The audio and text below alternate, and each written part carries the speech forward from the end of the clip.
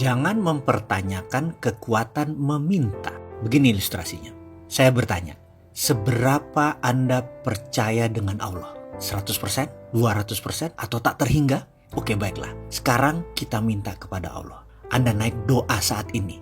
Ya, saat ini juga hentikan nonton video ini dan berkata, ya Allah, saya ingin akhir bulan ini mempunyai uang 1 miliar masuk di rekening saya. Katakan kalimat itu berulang-ulang. Lalu diam sejenak sambil Anda merenung kalimat tadi. Pada saat hening, tahu-tahu di benak Anda berkata, dari mana uang 1 miliar? Kamu kan hanya pegawai negeri. Atau, bagaimana dapat 1 miliar? Kamu kan cuma ibu rumah tangga. Atau, bagaimana dapat 1 miliar? Kamu kan hanya anak sekolah. Lalu mendadak kalimat tadi mendominasi pikiran, lalu pikiran mulai menyeletuk. Ya juga ya, dari mana ya? Kayaknya nggak mungkin deh. Kalau itu terjadi, selesai sudah. Kalimat itu ada dalam hukum alam yang namanya canceling our own pray. Meng-cancel doa kita sendiri. Kita sendiri yang meragukan diri kita sendiri. Kita sendiri yang meragukan Allah. Bisakah Anda percaya 100% bahwa hal itu akan terjadi? Bisa terjadi dan pasti terjadi. Bisakah Anda tidak cancel doa itu? Tidak ada keraguan sedikit pun bahwa itu bisa terjadi. Pertanyaannya, bisakah? Ini adalah permainan keyakinan. Ini adalah permainan ketakwaan. Inilah seni bertuhan. Inilah nikmatnya menjadi hamba Allah. Ketika keyakinan itu utuh, bulat, rapih, dan tekun, semua terjadi. Lalu, ada lagi rahasia lain. Ada. Yaitu kita harus mengimplan bahwa saya kaya dan sudah kaya. Bukan akan kaya, tetapi sudah kaya. Memberi adalah kunci pertama. Selain memberi keluar, kita harus memberi ke dalam. Apa itu memberi ke dalam? Saya mulai menjadi manusia materialis.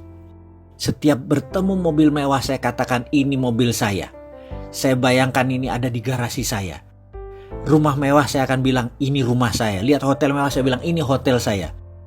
Kemudian saya putuskan untuk berangkat berdua bersama istri untuk menikmati apa yang orang kaya lakukan.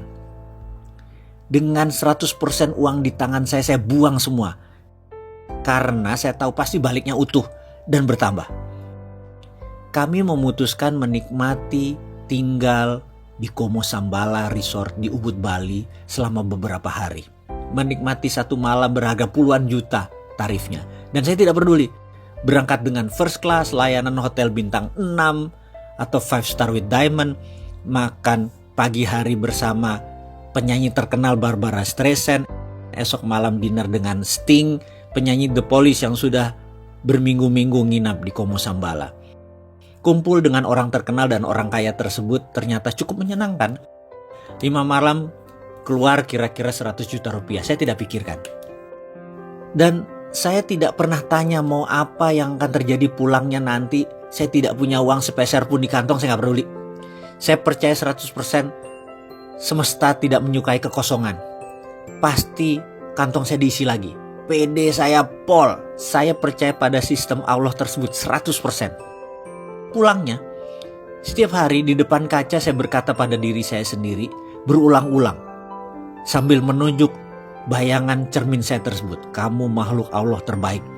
Ribuan kali saya ucapkan sambil tersenyum dan terus pumping semangat, menyemangati diri sendiri.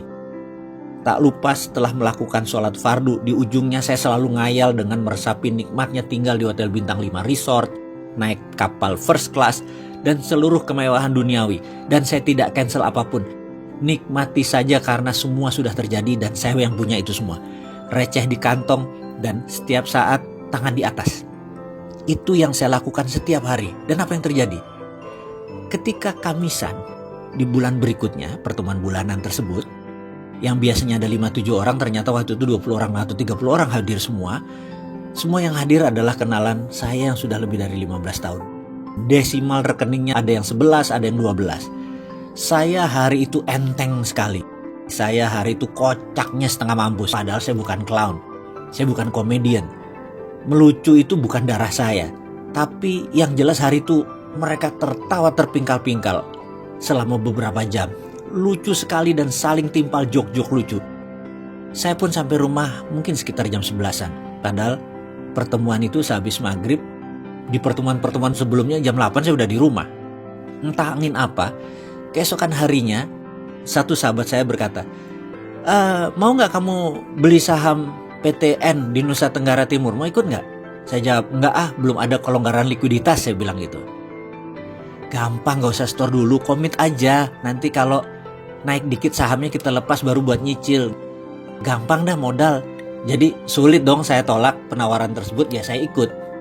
Pertemuan bulan berikutnya, masuk yuk, ada Chinese restoran di Macau. Ada posisi yang lokasinya bagus banget.